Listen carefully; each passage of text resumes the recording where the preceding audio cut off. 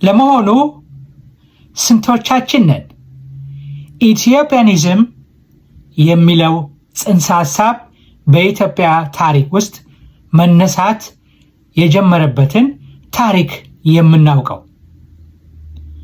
ኢትዮጵያኒዝም ወይንም የኢትዮጵያኒዝም ሙቭመንት ንቅናቄ እንዴት እንደተጀመረ፣ የትስ እንደተጀመረ፣ በማንስ እንደተጀመረ ይህን ሁሉ ዘርዘር አድርገን ለመረዳትና ይሄም ከኢትዮጵያ ጋር ያለው ትስስርነት ከዛም አልፎ ተርፎ በጥቁሩ ሕዝብ ዘንድ ምን ያህል ቦታ እንዳለው እኛ ግን በእጅ የያዙት ወርቅ ከመዳብ ይቆጠራል እንደሚባለው ምን ያህል የእኛን ታሪክ አጉልቶ የሚያሳዩ ክስተቶች በዚህ ንቅናቄ ውስጥ እንዳሉ እያወቅን ሆኖም ግን በተግባር ሳንጠቀምባቸው እያደርም እየደበዘዙ እየላሉና ከሌላው ዓለም ሕዝብ በኢትዮጵያ ዙሪያ ኢትዮጵያዊነትን ከሚያቀነቅኑ ሌሎች ሕዝቦች ጋር ያለንን ቁርኝነት እያላላን እያዳከምን የመጣ ነው። የኢትዮጵያኒዝም ሙቭመንት በአጠቃላይ በአፍሪካ በደቡቡ አፍሪካ አካባቢ ሀሳቡ ቢጀምርም ይበልጥ ትኩረት ያገኘውና ንቅናቄው መሰረት የጣለው አሜሪካን ውስጥ በተለይም ኒውዮርክ ከተማ ሃርለም በሚባለው አካባቢ እንደነበረ ታሪክ ይገልጽልናል። በተለይም በዚህ ውስጥ ትልቅ ሚና ከነበራቸው ኢትዮጵያኖች ውስጥ ዶክተር መላኩ በያን አንዱ ነበር። በዚህ ትግል ውስጥ ከሞላ ጎደል መላ ሕይወቱን የሰጠ ግለሰብ ነበር።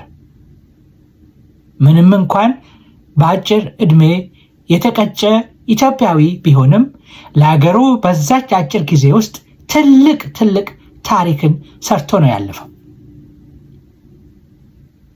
በውጭ ዓለም በተለይም አሜሪካ በሚኖርበት ወቅት የጥቁር ሕዝብ በማነሳሳት ኢትዮጵያ በቀኝ ገዢዎች በኮሎኒያሊስቶች ተወራ በምትጠቃበት ወቅት ከኢትዮጵያ ጎን እንሰለፋለን፣ ለኢትዮጵያ እንሰዋለን ብለው የተነሳሱትን ሕዝቦች አንድ በማድረግ በማሰባሰብ የተለያዩ ድጋፎችን በማድረግ እንቅስቃሴ በማድረግ ትልቅ ሚና ከነበራቸው ውድ ኢትዮጵያኖች ውስጥ ታሪክ ከማይረሳቸው ውስጥ አንዱ ዶክተር መላኩ በያን ነበሩ። ከዚህም ጋር ተያይዘው ኢትዮጵያን ወርልድ ፌዴሬሽን የተባለው ተቋም ተመስርተው በኒውዮርክ ውስጥ ተመስርተው ምን ያህል ሚና እንዳለውና ከዚህ ጋር ተያያዥ ያላቸው ብዙ አስደናቂ ታሪኮች ሌላው ዓለም በካሪቢያን በሰሜን አሜሪካ ያሉ በአውሮፓም በተለያየ በዓለም ዙሪያ የሚገኙ ጥቁር ሕዝቦች ትልቅ ቦታ የሚሰጡት የኢትዮጵያኒዝም ሙቭመንት ትልቅ ታሪክ ነው። ትልቅም በመሆኑ እኛም ሳንጠቀምበት እንዲሁ ደብዝዞ በከንቱ የቀረ ነው ማለት ይቻላል።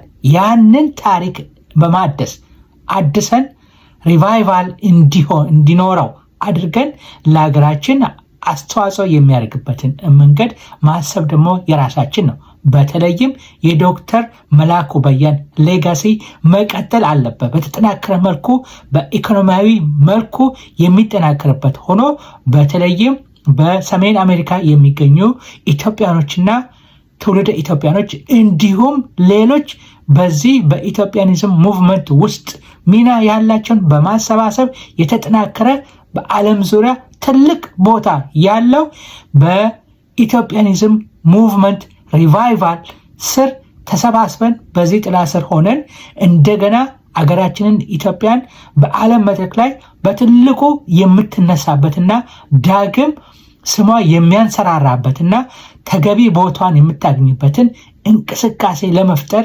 ማህበራዊ ኢኮኖሚያዊ ትስስራችንን በመፍጠር ትልቅ ሚና መጫወት እንችላለን ብለን እናስባለን።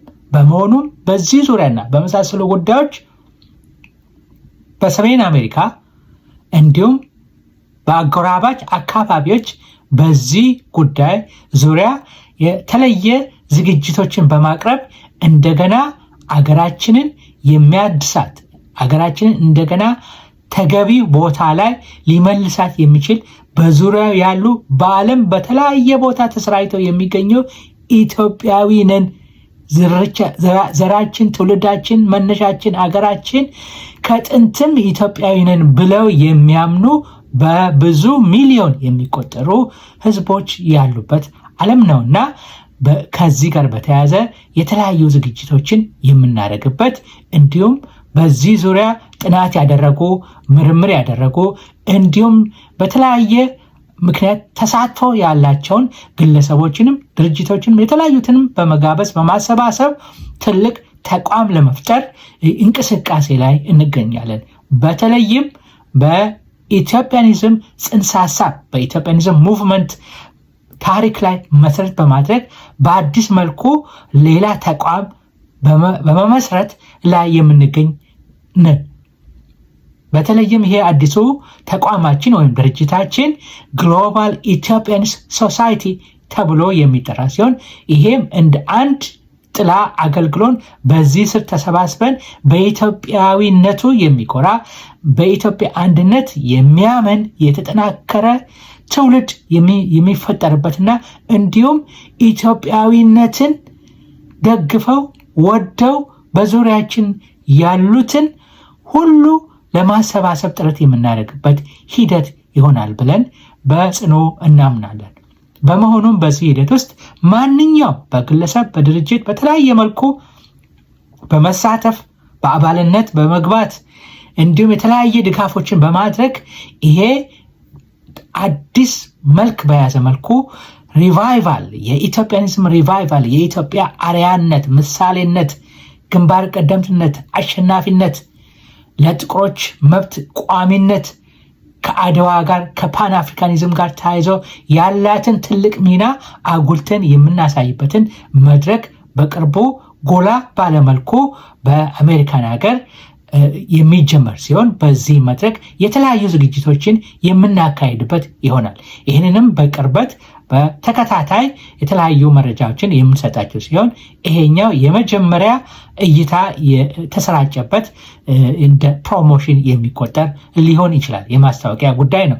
ከዛ ውጭ በዝርዝር ምን አይነት ፕሮግራሞች ምን አይነት ዝግጅቶች እንደሚካሄዱና እንዲሁም በዚህ ዙሪያ የተለያዩ ጥናቶችን የሚቀርቡበትንም ሁኔታ መድረኮችን እያበጀን ከዚህ በመነሳት ትልቅ ለሀገራችን የሚበጅ ለአንድነታችን ለኢትዮጵያ ሰላም አንድነት የሚበጁ ነገሮችን በማሰባሰብ ትልቅ ስራ እንሰራለን ብለን እናምናለን።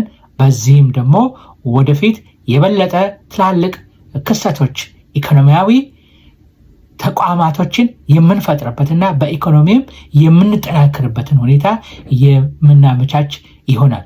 ስለዚህ ከዚህ በመነሳት ቀጣይ ነገሮችን በዝርዝሩ እስከምናይ ለአሁኑ እንደ ማስታወቂያም ሆኖ መግቢያም ሆኖ ያቀረብኩት ዝግጅት በቂ ነው ብዬ አምናለሁ።